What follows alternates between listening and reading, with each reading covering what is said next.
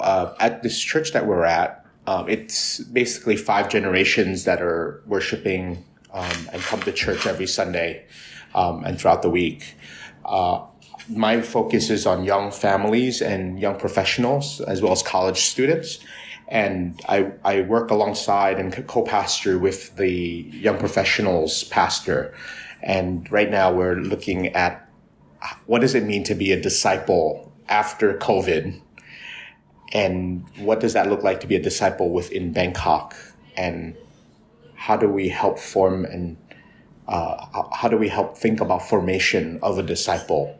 And so it's really exciting to be able to walk alongside this pastor as he's looking and thinking and me being sort of a resource person doing research to bring those two things together. How do we form disciples that will reach and be a salt and light in Bangkok? Don't ask my kids that question, okay? What does daddy do? Because they might not be able to answer it either. Our main ministry day is, of course, Sunday. So we have our worship and discipleship groups that run on Sundays. Throughout the whole week, let me just go. Mondays, we have what we call a debrief meeting amongst the pastors that I serve with. And we basically come together for fellowship, prayer, and we look at Sunday and ask, like, how was Sunday? How did God work on the Sunday amongst the congregation?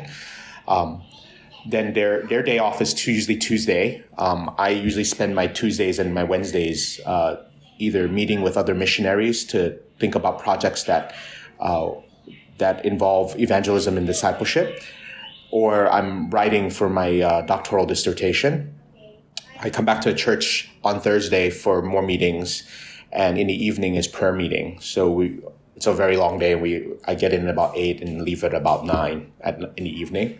But it's a day full of getting ready for Sunday, as well as talking to pastors, strategizing, doing strategic planning, even visiting members that need care. That happens on Thursday usually. Friday and Saturday, we try to keep it as Friday is a day where I do basically studies in the morning, and in the afternoon I spend time with Nui. And then Saturday is like a family Sabbath day where we try to spend I put most of my time focus on the children and the family. And so that's sort of the week that I have. We went into lockdown for about 2 months, where the church said that you don't need to come to the office anymore. So we worked from home. So in that time, all the pastors looked at each other like, so what do we do?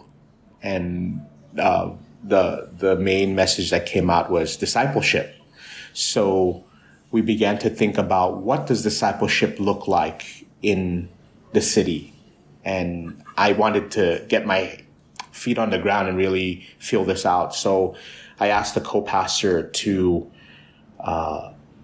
give me a couple people that I could disciple. So I was leading 4 discipleship groups during the evenings during COVID, and just trying to figure out what's the need, what are the things that folks who work and play and live in Bangkok need. So we were beginning to look at that and got a pretty good perspective in the past couple of months.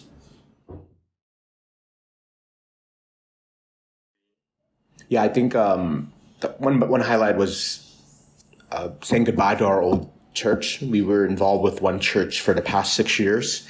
Actually never imagined leaving that church. And God made it very clear over in 2019 that it was time to move on. A lot of sadness, but also a lot of peace, knowing that God would take care of that church, and that I needed to move on to this new church. We keep in touch with that church, so we know they're very resilient congregation. So we're thankful for them. And then the new year began, where we began to transition to this new, very different congregation. We were helping lead a church of about 30, 40, and now we're part of a bigger church of about 800. And I'm serving alongside 12 other pastors. So it's a very different environment. We're going through a lot of transition. And through all this, we just felt that God said, this is where you need to be. And just to be honest, it feels like I'm back at Newtown in many ways. And I'm glad. Hopefully I'm a little wiser. Another highlight that occurred just this past year was I was invited to be a discipleship coach trainer in the denomination that this church is a part of. And I asked God, how am I standing here right now? But I'm serving alongside several other pastors who have 30 to 40 years of experience.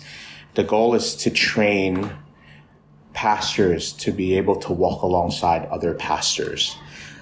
This project was initiated because there was a tragic incident where a pastor in the denomination had taken his life.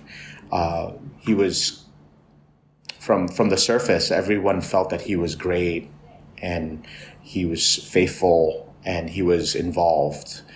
But the letter that he left explained a different story where he was struggling with a lot of pressures in life and he didn't know how to handle it anymore. And so the denomination started this program to find pastors who would have the burden to encourage and walk alongside other pastors. And they've asked me to come in and do the coach training part of it, how to walk alongside people, ask good questions, listen, encourage. And so that's just started, I think. We're looking at, there are a couple more steps for this project to get launched, but we're hoping that we'll be involved with this for the next 3 to 5 years. Family first. Yeah, just pray for their transition. Because, like I said before, the church context is very different now than it was before. Our boys are growing up, and we have one who's a preteen, another one who's in elementary, another one who's in kindergarten. So how to meet their spiritual needs. And the church as well, they have a lot of classes that fit these demographics, but it's still very new to them. And I think the most important thing is just that they make friends. So you could pray for our boys to make good friends at the church. For Nui too, it's our first year, about her first year now, where she doesn't have a child with her all the time. So she's praying and asking God, what does ministry look like for her? If it isn't something more than just being a mom. And so just pray that God would make that vision clearer for her. For me, I have several things on my plate. I have starting a new congregation that's English speaking, this coach training, and another area is dissertation writing for a doctorate that I'm participating in right now. Please pray that the writing gets done. During COVID, there was a stall. So I'm trying to get back to writing again. So please pray that God give me wisdom and perseverance in that process.